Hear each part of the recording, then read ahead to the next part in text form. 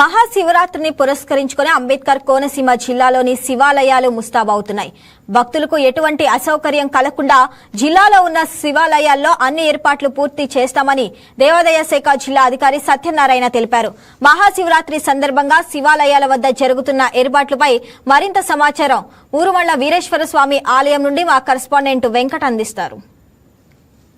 పురస్కరించుకుని అంబేద్కర్ కోనసీమ జిల్లాలోని శైవ క్షేత్రాలన్నీ కూడా ముస్తాబవుతున్నాయి. ఈ నేపథ్యంలో శివాలయాలన్నీ కూడా ఆధ్యాత్మిక శోభతో విరాజిల్లుతున్నాయి. ప్రస్తుతం మనం ప్రసిద్ధ పుణ్యక్షేత్రం అయినటువంటి మురమల్లలోని భద్రకాళి సమేత వీరేశ్వర స్వామి ఆలయంలో ఉన్నాం. మరిన్ని విషయాలు ఆలయ అర్చకులను అడిగి తెలుసుకునే ప్రయత్నం చేద్దాం.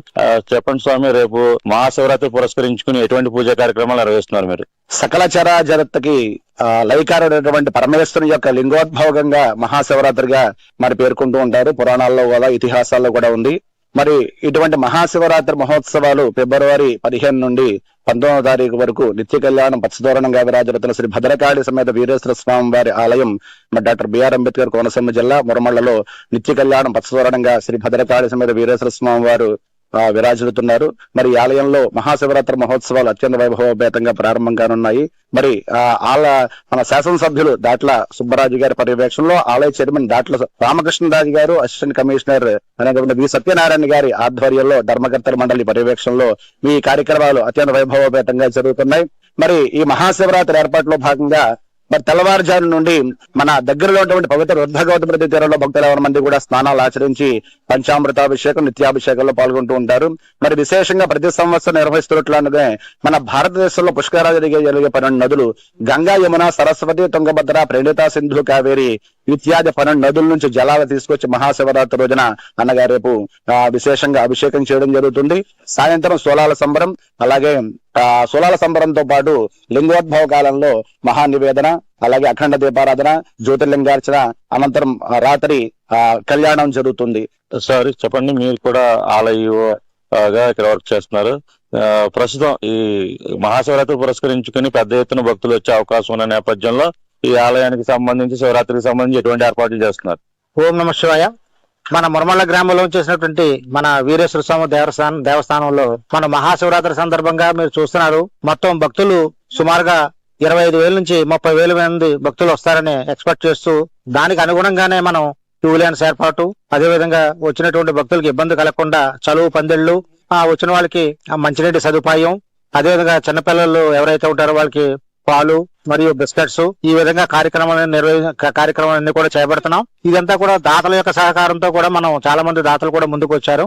అదేవిధంగా ఇవే కాకుండా ఇక్కడ వాలంటీర్స్, అదేవిధంగా సత్యసాయి సమితి వాళ్ళు అందరూ కూడా చాలా మంది వాలంటీర్స్ కూడా వచ్చి ఈ యొక్క స్వామివారి సేవలో పాల్గొనడానికి ప్రత్యక్షంగా పరోక్షంగా కూడా వాళ్ళు చాలా సేవలు అందిస్తున్నారు. ఈ సందర్భంగా మన మురమల్ల గ్రామమే కాకుండా ఈ పక్కన ఉన్నటువంటి కుండలేశ్వరంలో కూడా సుమారుగా 80,000 మంది భక్తులు వచ్చి దర్శించుకుంటారని ఒక అంచనా ఉంది. దానికి సంబంధించి కూడా జిల్లా అధికారిగా నేను కూడా కుండలేశ్వరం గాని, లేకపోతే కోటిపల్లి దేవస్థానం గాని, ద్రాక్షారామం దేవస్థానం గాని ఇవన్నీ కూడా విజిట్ చేయడం జరిగింది. వాళ్ళకి ఈ ఏమేమి ఏర్పాట్లు చేసుకుంటున్నారు ఏంటన్నది సమీక్ష కూడా జరగడం జరిగింది. అదేవిధంగా సెక్యూరిటీ ఆడిట్ కూడా జరిపి ఉన్నారు పోలీసు వారితోని, అదేవిధంగా ప్రైవేటు సెక్యూరిటీ వాళ్ళతో కూడా మనం చక్కగా అన్ని కూడా కోఆర్డినేషన్ తో మనం చేయడం జరుగుతుంది. అదేవిధంగా మాకు ఈ జిల్లా కలెక్టర్ గారు గానీ, లేకపోతే ఎస్పీ గారు గాని కూడా ఎక్కడా కూడా ఇబ్బందులు కలగకుండా ఉండాలనే ఉద్దేశంతో వారు ఎప్పటికప్పుడు మీటింగ్లు పెట్టడం జరిగింది. ఆ మీటింగ్లకు అనుగుణంగానే వారు ఇచ్చిన సూచనల ప్రకారం మనం ఏర్పాట్లు చేసుకోవడం జరుగుతుంది. అంతా కూడా సక్రమంగా జరుగుతుందని ఆ పరమశివుడిని మనం కోరుకుంటూ మీ ఛానల్ ద్వారా తెలియపరుస్తున్నాం. Thank you sir. Ambedkar Konaseema జిల్లాకు సంబంధించి ఒక మురమల్ల మాత్రమే కాకుండా అన్ని శైవ క్షేత్రాల్లో కూడా ఎటువంటి అసౌకర్యం కలగకుండా భక్తులకు అన్ని ఏర్పాట్లు చేశామని చెప్తున్నారు. దీంతో పాటు భక్తులకు ఎప్పటికప్పుడు క్యూ లైన్ ఏర్పాటు చేసి భక్తులు సక్రమంగా దర్శనం చేసుకునే వారికి ఎటువంటి ఇబ్బంది కలగకుండా కూడా ఏర్పాట్లు చేశారు. దీంతో పాటు చిన్నపిల్లలకు, వృద్ధులకు ఎటువంటి అసౌకర్యం కలగకుండా మంచినీరు, పాలు, బిస్కెట్లు వంటివి ఏర్పాటు చేయడంతో పాటు చుట్టుపక్కల ఈ ఆలయం ప్రాంగణంలోనే మెడికల్ క్యాంపులు కూడా ఏర్పాటు చేశారు. రేపు మహాశివరాత్రి పురస్కరించుకుని అంబేద్కర్ కోనసీమ జిల్లాలోని శైవ క్షేత్రాలన్నీ కూడా శివనామ స్మరణంతో మారుమోగనున్నాయని చెబుతున్నారు. కెమెరా పర్సన్ వరుణ్తో వెంకట్, అంబేద్కర్ కోనసీమ జిల్లా నుండి.